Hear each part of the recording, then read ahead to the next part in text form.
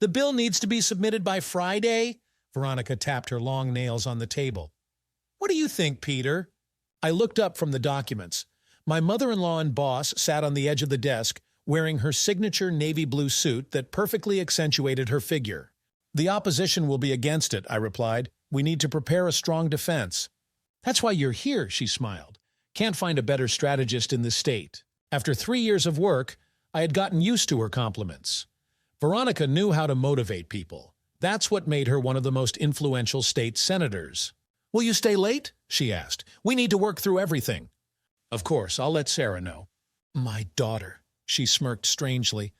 Sometimes I forget you're my son-in-law, not just my best advisor. There was something new in her voice, or did I imagine it? The evening dragged on. We sat in her office going through documents. Veronica took off her jacket, rolled up her blouse sleeves. Tired.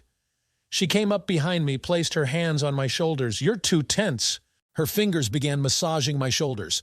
Professional, but somehow intimate. Veronica! Relax, you work too hard. She smelled of expensive perfume. I felt a shiver run through my body. It's late, I stood up. Shall we continue tomorrow? Of course, she smiled. Just don't be late in the morning with Sarah. I need you here. On the way home, I thought about her hands on my shoulders, about how she sat on the desk, her skirt slightly hitched up, about how she looked. How was your day? Sarah asked when I returned. Fine. Your mother is preparing a new bill. She's a genius at this, and you're lucky to work with her. If only she knew how lucky. Does this dress suit me? Veronica twirled in front of the mirror in her office. There's an important reception tonight. The dark red dress hugged her figure like a second skin. Too revealing for a senator, but she could afford it. You look, I hesitated, professional. Professional? She laughed. Not what I wanted to hear. She came closer, adjusting my tie. You look excellent in a suit. Sarah chooses well. Actually, I chose it myself. Even better, her fingers lingered on my chest. You have good taste. Something had changed in recent weeks.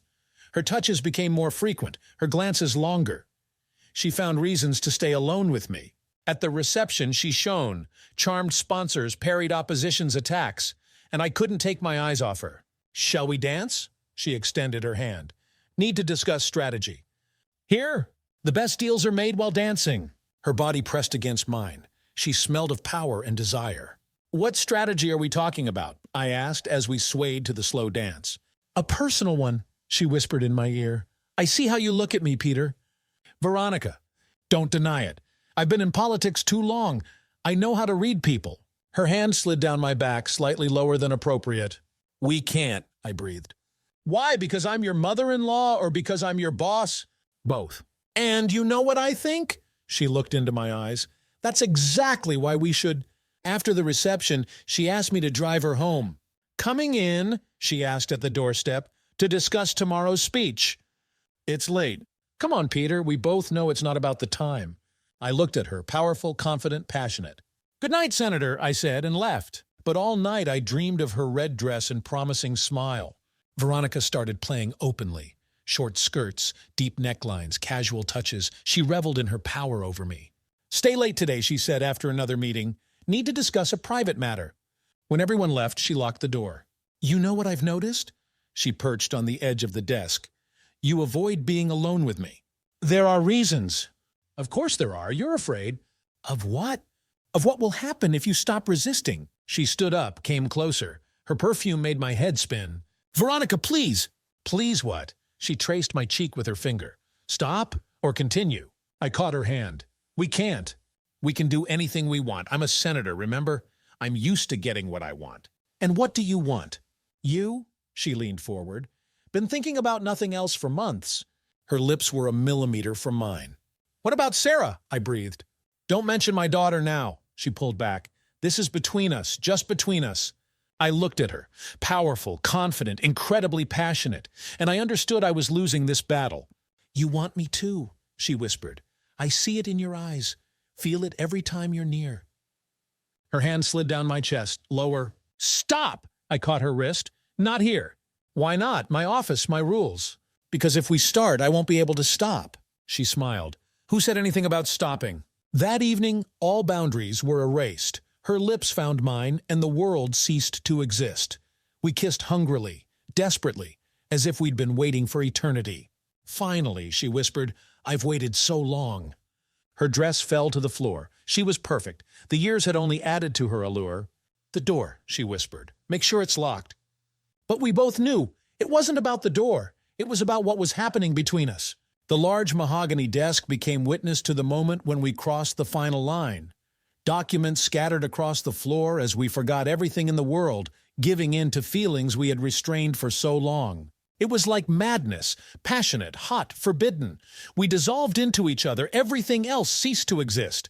The sounds of our passion echoed off the office walls. Afterward, we lay on the couch, trying to catch our breath. "What are you thinking about?"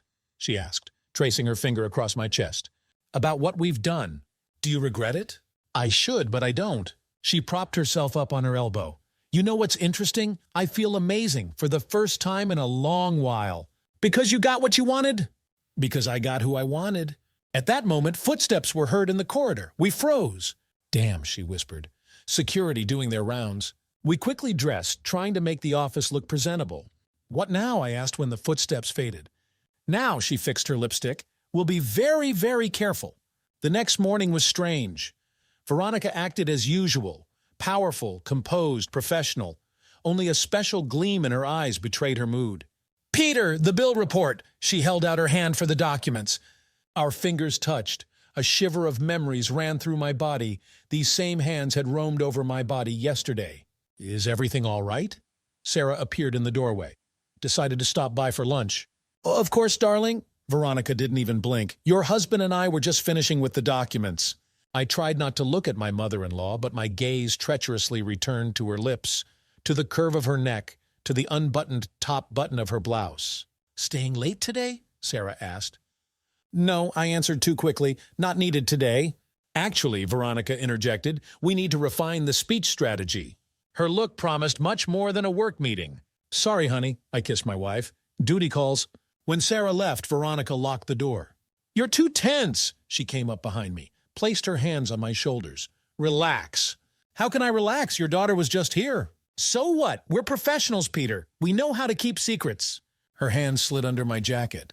"Veronica—" "Shh." She turned my chair to face her. "Stop resisting. We both know what we want." "And this is madness." "The sweetest madness of my life." And again we were kissing, hungrily, desperately, as if trying to make up for years. "We need to talk," I said after a week of our secret meetings. Veronica sat at her desk, the same one that now evoked very non-work-related associations. "About what?" She raised an eyebrow.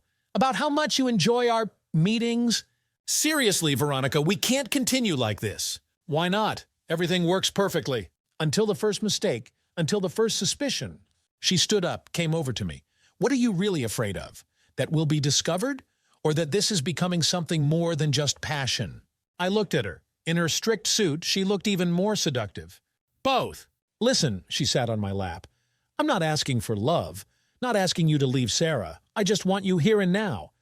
"What if someone finds out?" "No one will find out. I've been in politics too long. I know how to keep secrets." Her lips found mine, softly, almost tenderly. "Let's establish rules," she whispered. "No emotions, no promises, just us, just these moments." "And how long can this continue?" "As long as we both need it." I ran my hand down her back. "What if I want more?" "You won't," she smiled, "because you know it's impossible. And that's exactly why it's so sweet." She was right. The forbidden fruit is always the sweetest. "All right," I surrendered. "Your rules." "My rules," she started unbuttoning my shirt, "like everything in this office."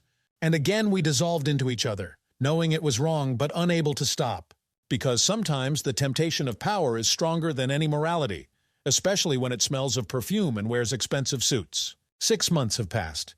We still meet in her office after work, still pretend there's nothing between us but a working relationship. Sarah is happy that her mother and I get along so well. And we continue our dangerous game, understanding that everything could crumble one day.